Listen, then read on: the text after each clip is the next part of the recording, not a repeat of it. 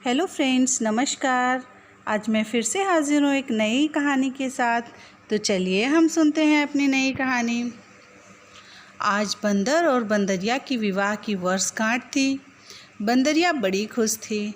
एक नज़र उसने अपने परिवार पर डाली। 3 प्यारे प्यारे बच्चे और बहुत प्यार करने वाला साथी, सुख दुख में उसके साथ देने वाली बंदरों की टोली। पर मन बड़ा उदास है। सोचने लगी, काश मैं भी मनुष्य होती, कितना अच्छा होता।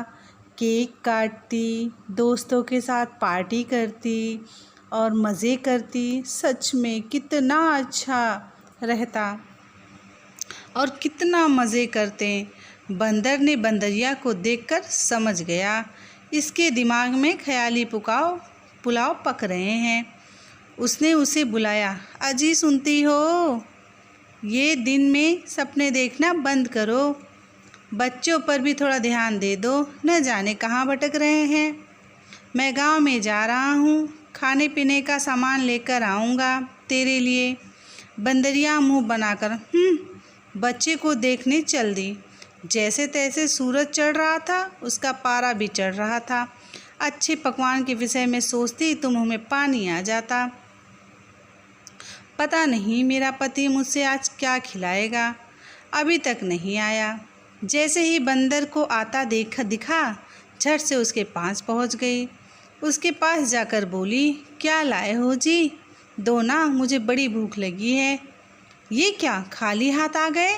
बंदर ने कहा, कुछ भी नहीं मिला, जंगल से कुछ लाता हूँ। बंदरिया नाराज़ होकर, नहीं चाहिए मुझे। सुबह तो बड़े मजनू बनते फिर रहे थे, अब साधु क्यों बन गए? अरे भाग्यवान, थोड़ा चुप भी रहा लिया करो, पूरे दिन किचकिच करती रहती हो। बंदरिया, हाँ क्यों नहीं, मैं ही ज़्यादा बोलती हूँ। पूरा दिन तुम्हारे बच्चों को देखती हूँ, किसने उसकी टांगें खींची, किसने उसके कान खींचे, बस झगड़ा सुलझाती रहती हूँ। अब बस भी कर। गया था खाना लाने शर्मा जी के छत पर, रसोई से एक पराठा झटक भी लिया था। तभी शर्मा जी की बड़ी बहू की आवाज़ सुनाई पड़ी, अम्मा जी। अब क्या बताऊं, ये और बच्चे नाश्ता कर चुके हैं, मैंने भी खा लिया है। आपके लिए एक पराठा रखा था, पर उसे बंदर उठा ले गया। अब क्या करूं, फिर से तो नहीं बना सकती मैं।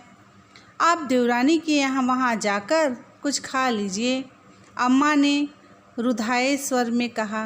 पर मुझे तो दवा खानी है बहू तुरंत पलटकर कहा, तो मैं क्या करूं अम्मा जी? आप भूल गई हैं, आज से आपको वहीं खाना है।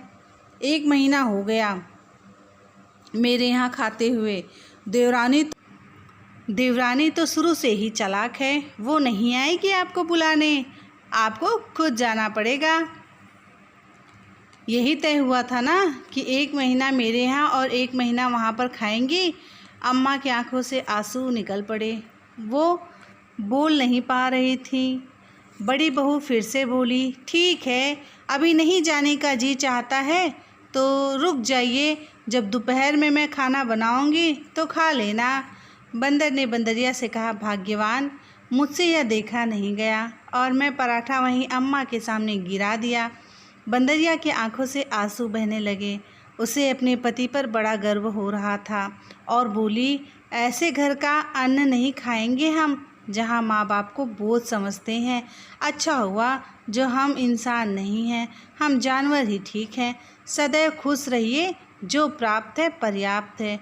तो फ्रेंड्स, इस कहानी से आपको सुनकर क्या सीख मिली और इस कहानी के विषय में आपकी क्या राय है, कमेंट सेक्शन में ज़रूर बताइएगा।